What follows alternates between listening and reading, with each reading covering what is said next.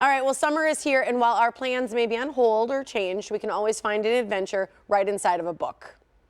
Carole Barrowman is sharing a list of sizzling summer reads today, and she has expanded her COVID circle to include her grandkids. Hey, Hi, Carole. guys. Hey, good morning. Good morning. Who do you have with you there? This is Adeline. Can you wave, Adeline? Hi.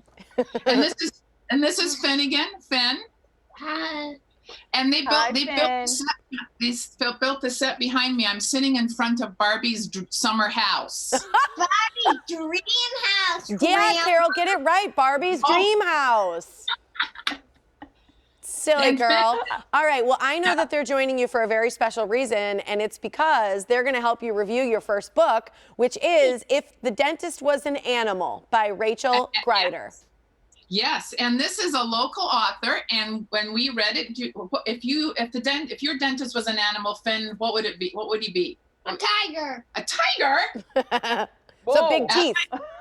Right? Adeline, what about yours? Unicorn.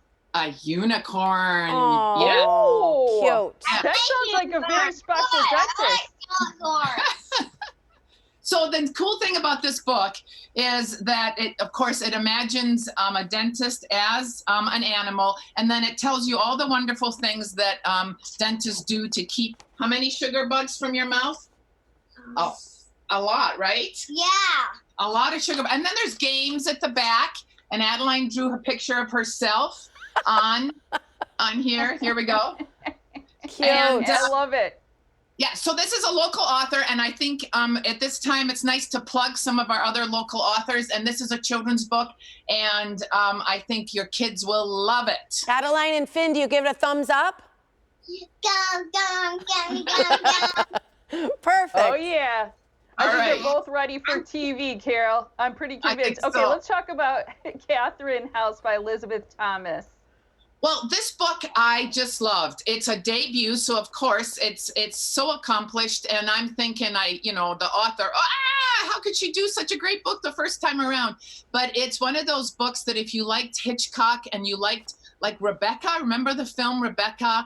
And if you liked some of those sort of creepy gothic novels, it's wonderful. You will definitely escape with this one. It's set in a college, funnily enough, out east. And the main character comes to this college, and she's essentially making a little bit of a deal with the devil, but she doesn't know that. Oh, okay. All right, the next one is Death on Tucker Nuck. Yes, try saying that 10 times fast, Tiff. That's hard. Something's going to come out that shouldn't. Yes, that's right. So anyway, Francine Mathews wrote this book, and she has written what I would consider a fairly traditional Agatha Christie novel. And so if you're looking for something soft and cozy and warm and a good mystery, but you want to escape, it's set out on Nantucket Island out east, and it's set in the summer, and there's beaches and waves and murder. Ooh, there we go. Okay, that's a sizzling read for sure. How about The Mountains Wild by Sarah Stewart Taylor? This book really sort of crept up on me. It's one of those books where it shifts in time. So you follow a story of something that happened 21 years ago, and the main character's cousin went missing, and then it's the story today when the main character goes back to try to find her cousin again, and it's set in Ireland, a part in Ireland and part in the United States, and you learn a little bit about Irish history, but you learn a lot about the relationship between these two young women, and the loyalties that sometimes we feel for friendship, that we shouldn't always follow through with that loyalty.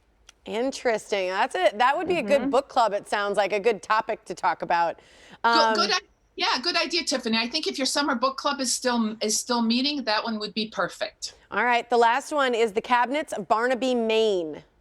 Well, I always like to pick a historical novel for the summer because I think if you really want to escape, you might as well go back in time. This is set in the 19th century, and the main character is a scientist. And instead of gathering suitors and looking for boyfriends and looking for love, she's looking for very rare species of plants.